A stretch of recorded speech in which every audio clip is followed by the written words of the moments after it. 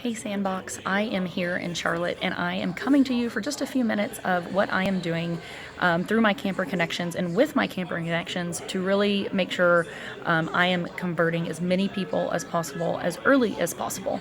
I want to get them while they're still excited, while they're coming out to camp, while everything is new and fresh. That is the best time to actually get someone to convert and go bold. I know a lot of us say that we're late converters, but I promise if you start asking now, you'll probably get some, even though you thought you may not. So here we go. I have my notes here. One, these are the top three things I am doing to convert early.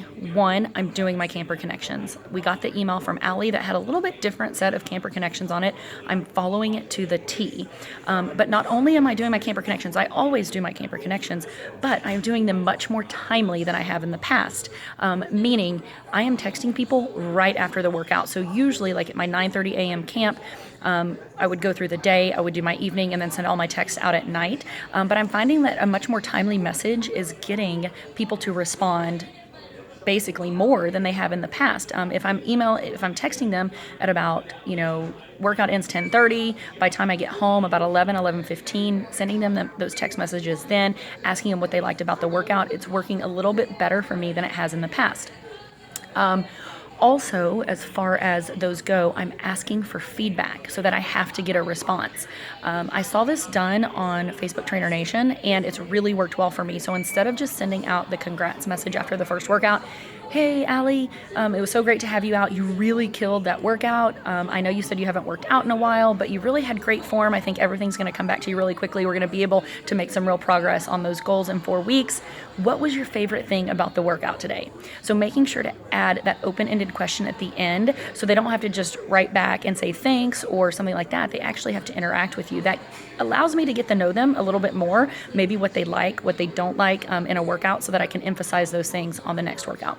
Number 2, I am using connections throughout every connection. So what that means is when my very first Camper Connection, when I made the phone call, I'm trying to get people's goals, finding out what has worked in the past, what is their biggest obstacle to meeting those goals in the past, what do they need most from me. Those are some questions I'm asking them along with what their goals are, their 4-week goals, their 6-month goals, and their 12-month goals is what I went over in my initial phone call. So then what I'm doing is I'm taking those and I'm weaving those into every workout, into every Camper Connection that I make. So every text I make, I'm referencing back to their goals, how what they've already done at camp is going to help them reach those goals. We have a ton of runners out there making a lot of references, excuse me, a lot of references to the exercises we're doing and how they can help runners become more efficient, become faster, have more endurance, to make sure all those people training for that rock and roll marathon who are using that as an excuse, they don't want to be using, going through their running program and their strength training program or signing up for CG when they've already paid for a running group. I'm making sure I weave that in there so that they're hearing it every single time they come to camp, every single time I connect with them, they're understanding how CG is helping them meet their goals.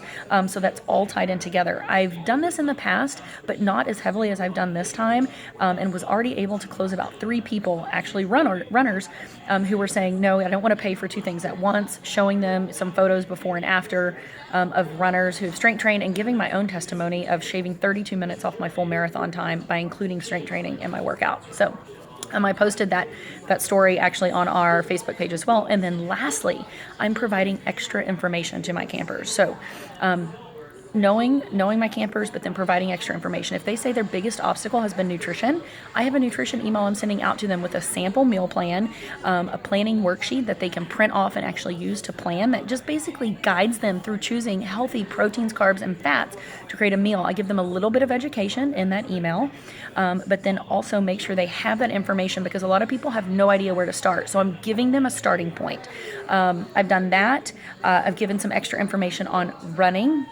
It's one of my expertise because I used to do it. I've taken several running classes, all those good things. And so giving extra information, asking, what is their goal for the marathon or the half marathon that they're running, and then making sure I'm giving them extra information. If they want to get faster. They've already done a half marathon. They want to get faster their half marathon.